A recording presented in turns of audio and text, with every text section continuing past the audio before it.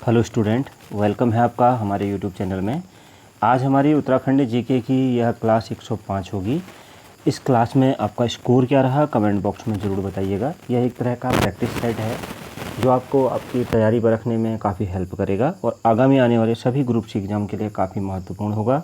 इसके अलावा अगर आप टेलीग्राम चैनल से जुड़ना चाहते हैं, इन सभी के PDF पाना चाहते हैं तो आप टेलीग्राम चैनल से भी जुड़ सकते हैं।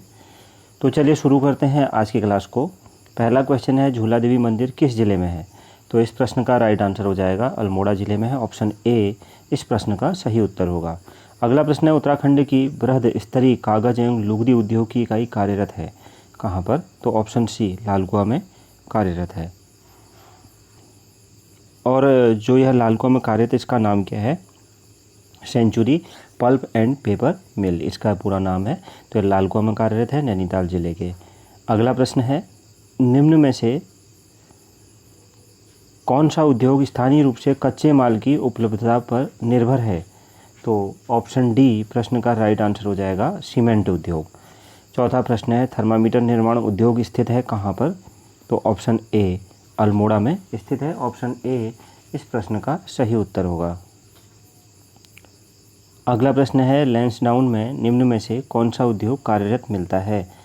तो ऑप्शन डी इलेक्ट्रॉनिक्स उद्योग कार्यरत मिलता है। ऑप्शन डी राइट आंसर हो जाएगा। अगला प्रश्न है क्वेश्चन नंबर 6, माता सुखरो देवी का मंदिर किस नगर में स्थित है? तो ऑप्शन डी कोटद्वार में स्थित है। ऑप्शन डी राइट आंसर होगा। 7वां प्रश्न है, उत्तराखंड में सीमेंट उद्योग प्रमुख रूप से कार्यरत मिलता है कहाँ? तो ऑप्शन ए देहरादून में। ऑप्शन ए इस प्रश्न का सही उत्तर होगा। क्वेश्चन नंबर 8, उत्तराखंड के किस जनपद में Indian drugs and pharmaceutical limited स्थित है? तो राइट आंसर हो जाएगा ऑप्शन सी देहरादून में स्थित है। 9वां प्रश्न है, जौनसार का हनोल मंदिर किस वास्तुशैली में बनाया गया था? तो ऑप्शन बी हूण वास्तुशैली में बनाया गया था। तो हूण वास्तुशैली आप जानते ही होंगे।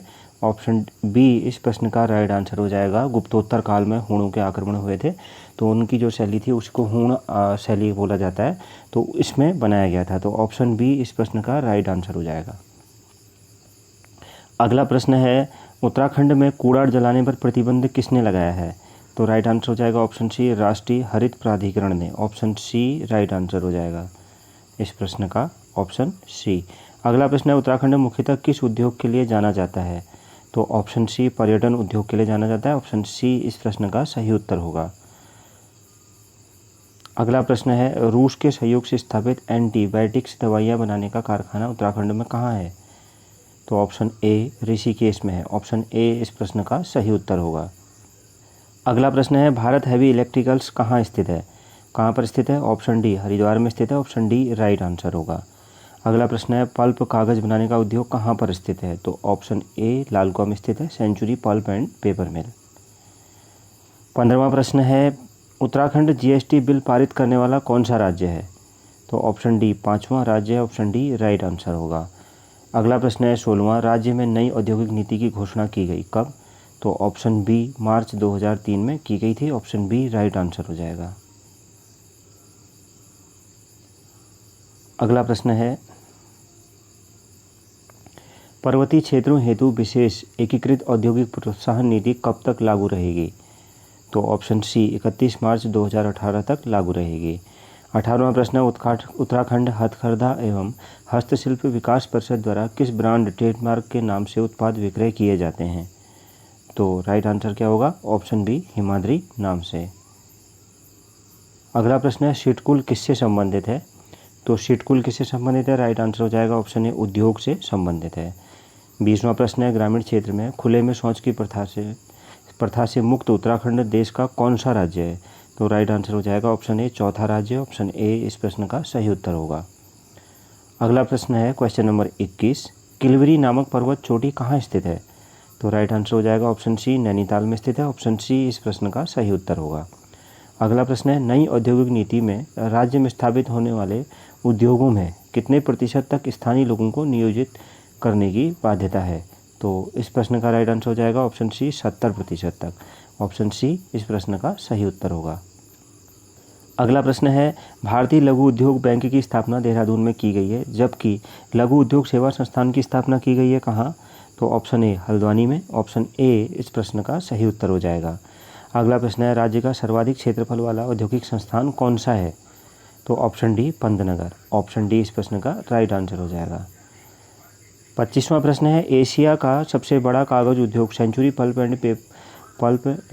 पेपर एंड पल्प बोर्ड है कहाँ पर? तो ऑप्शन सी लालकुआ में स्थित है, नैनीताल जिले के। अगला प्रश्न है, गांधी जी ने यंग इंडिया में किसे ईसाई समुदाय का एक बेहतरीन पुष्प बताया था? तो ऑप्शन ए मोहन जोशी जी को। ईसाई समुदाय का एक बेहतरीन पुष्प बताया था किसे? मोहन जोशी जी को। ऑप्शन ए इस प्रश्न का राइट आंसर हो जाएगा।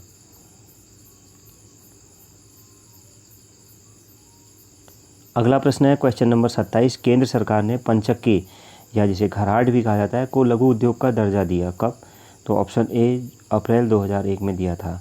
अगला प्रश्न है 28वां, देहरादून स्थित मंदारम क्षेत्र किस खनिज संसाधन के लिए प्रसिद्ध है? तो ऑप्शन ए चूना पत्थर के लिए प्रसिद्ध है। ऑप्शन ए राइट आंसर हो जाएगा। 29वां प्रश्न है, मैसी जलप्रपात कहाँ है? तो ऑप्शन ए देहरादून में स्थित है। ऑप्शन ए इस प्रश्न का सही उत्तर हो जाएगा। अगला प्रश्न है क्वेश्चन नंबर 30, कुमाऊं साहित्य के प्रथम कवि किसे माना जाता है? तो इस प्रश्न का राइट आंसर ऑप्शन सी पंडित गुमानी पंत जी को। अगला प्रश्न है, पद्मश्री पुरस्कार पाने वाले प्रथम व्यक्ति कौन थे? तो option A Chhatrapati Joshi ji. Option A इस प्रश्न का सही उत्तर हो जाएगा। तो ये थी हमारी आज की क्लास। इस क्लास में आपका स्कोर क्या रहा कमेंट बॉक्स में ज़रूर बताइएगा। मिलते हैं नेक्स्ट क्लास में। Thank you very much.